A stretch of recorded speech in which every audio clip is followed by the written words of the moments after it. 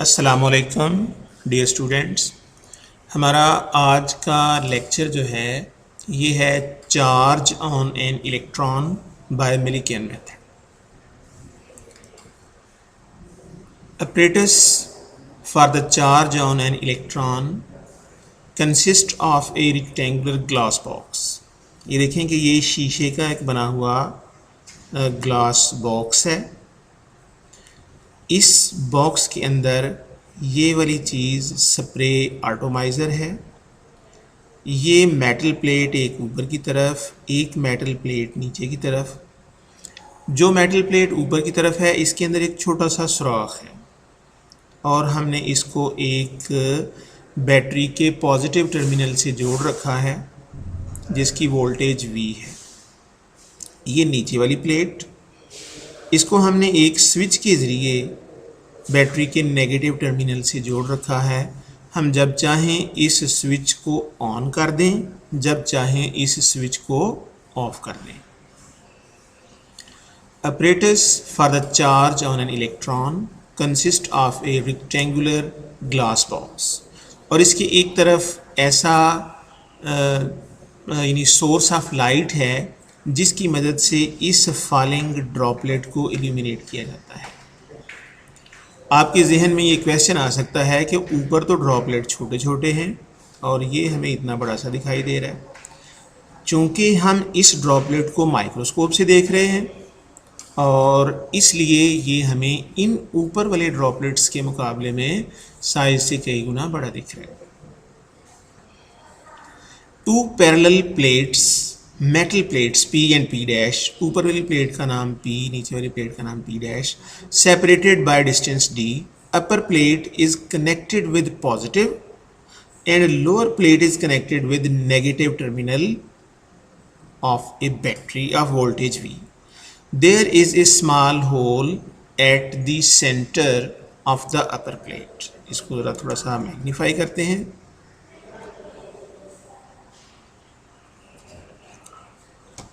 Apparatus for the charge on an electron consists of a rectangular glass box। ये समझ लें कि आपके सामने नज़र आने वाला ग्लास बॉक्स है।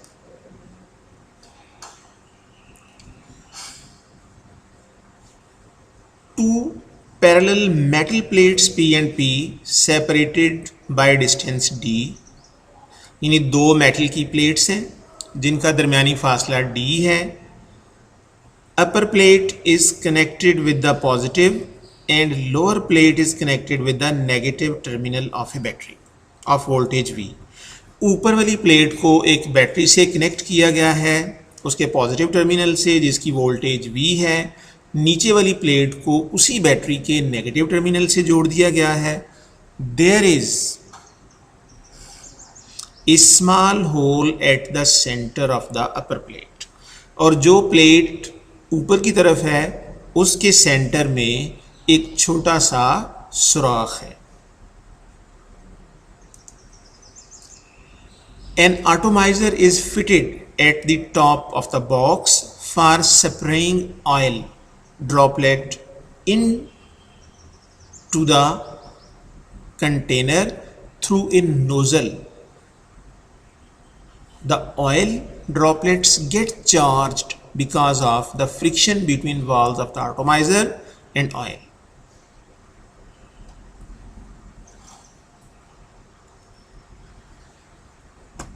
An atomizer, atomizer का मतलब होता है कि इंतहाई बारीक पार्टिकल की सूरत में ऑयल को स्प्रे करने वाला डिवाइस एटॉमाइज़र, यानी खुद कार कंजूस, यानी बड़ा तेल थोड़ा थोड़ा ड्रॉपलेट की फॉर्म में निकालता है। An atomiser is fitted at the top of the box for spraying oil. Droplets into the container through a nozzle. The oil droplets get charged because of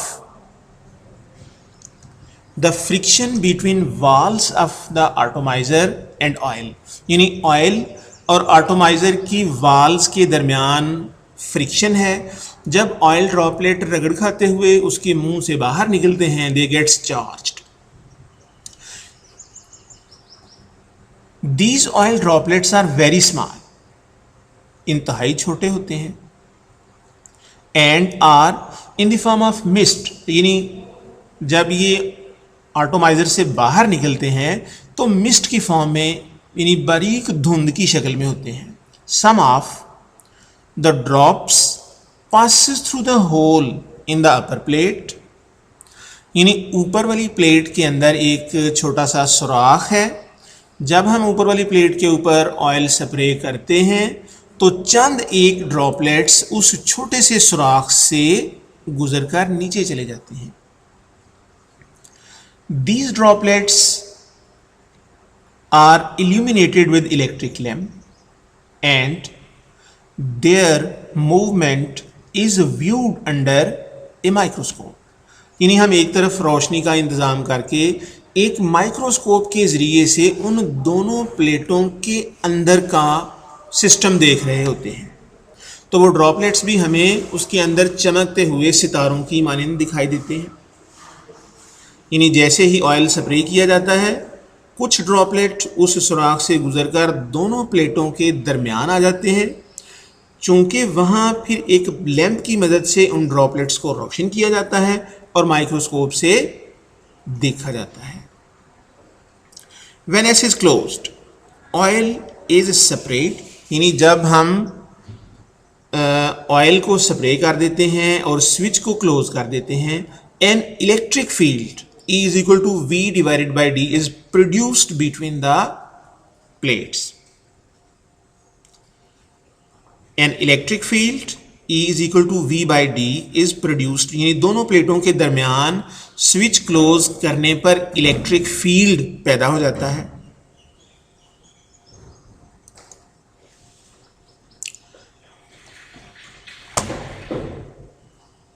The plates, the charged droplet between the plates becomes suspended when weight of the droplet becomes equal to the electrostatic force acting on the charged droplet। अब जैसे ही वो droplet plate के सुराख को cross करता है तो plate, ऊपर वाली प्लेट के ऊपर पॉजिटिव चार्ज, ऊपर वाली प्लेट के ऊपर पॉजिटिव चार्ज, नीचे वाली प्लेट के ऊपर नेगेटिव चार्ज, और ये वाला स्विच क्लोज कर दिया। यहाँ ओपन है, इसको ये क्लोज होना चाहिए, क्लोज कर दिया। अब जैसे ही ड्रॉपलेट दो प्लेटों के दरमियान दाखिल होगा, इसके ऊपर की तरफ इलेक्ट्रोस्टैटिक फोर्स और नीचे की तरफ इसका वेट एक्ट कर रहा होगा, और ये वाला जो ड्रॉपलेट है, this oil droplet becomes suspended between the plates.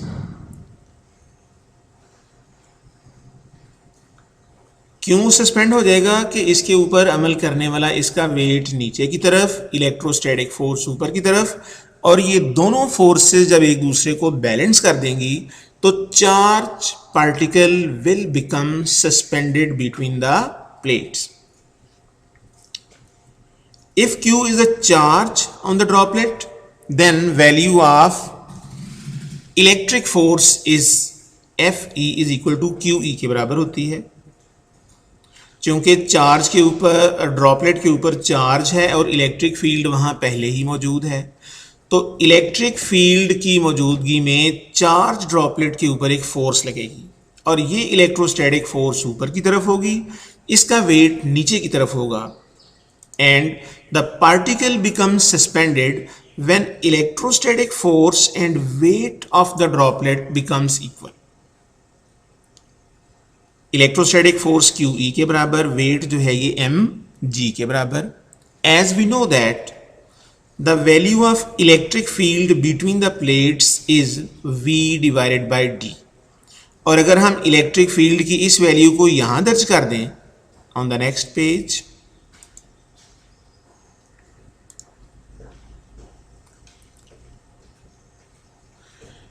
यहां हमने ये वैल्यू दर्ज कर दी E की, Q dot V over D is equal to mg।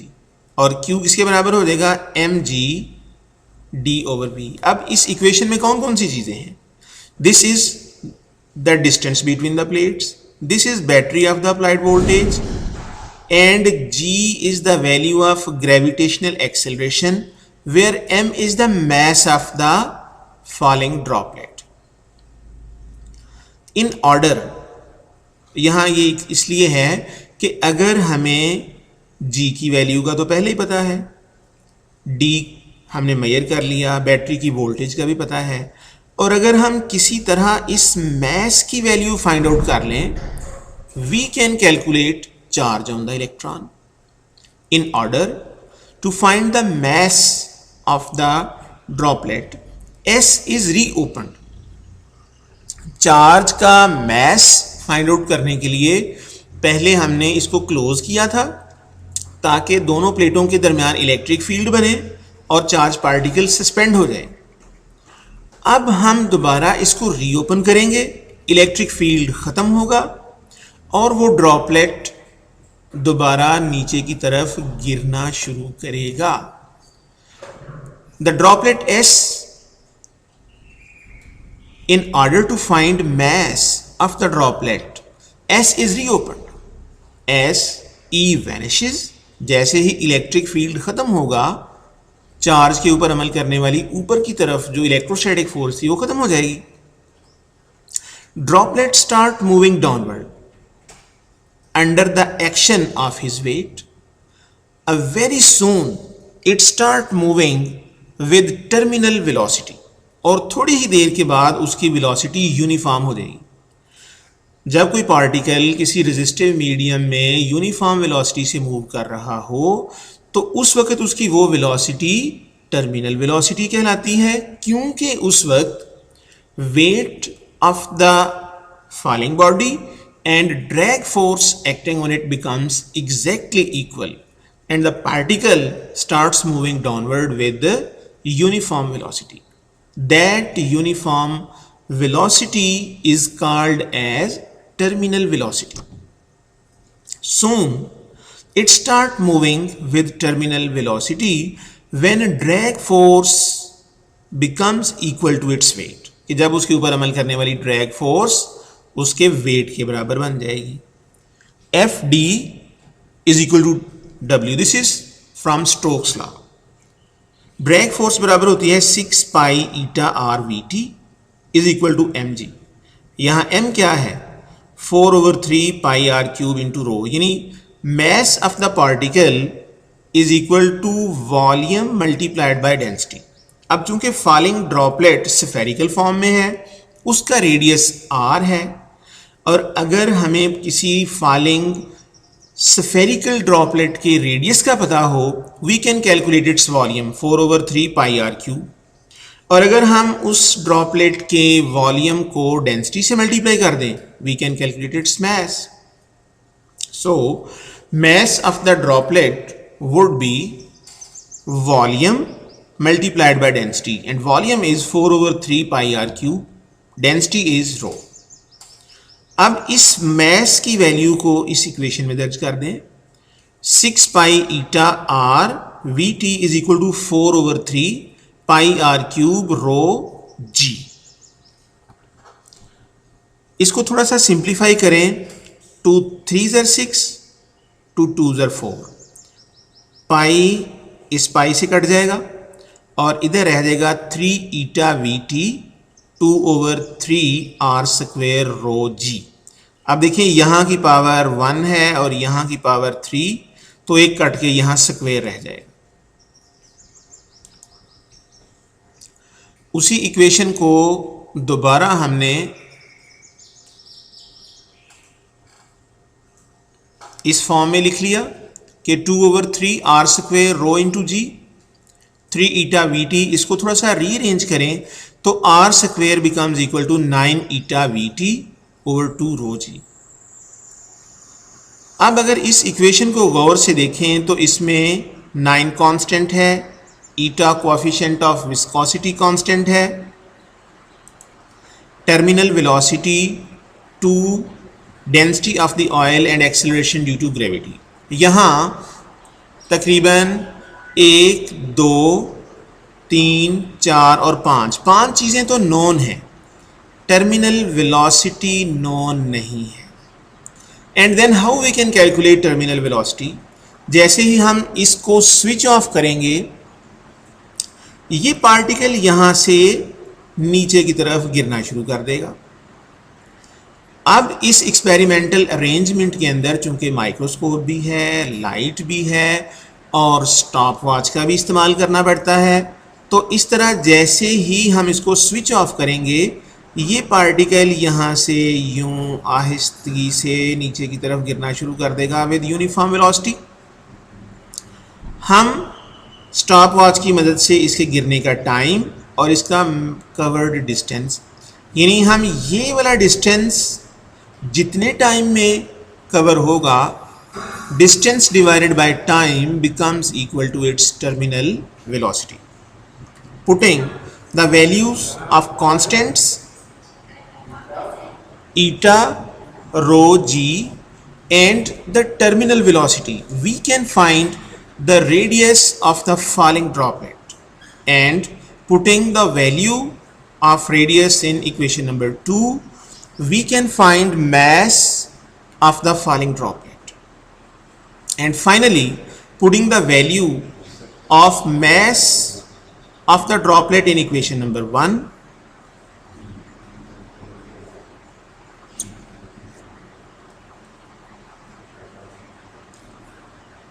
putting the mass of the droplet in equation number 1, we can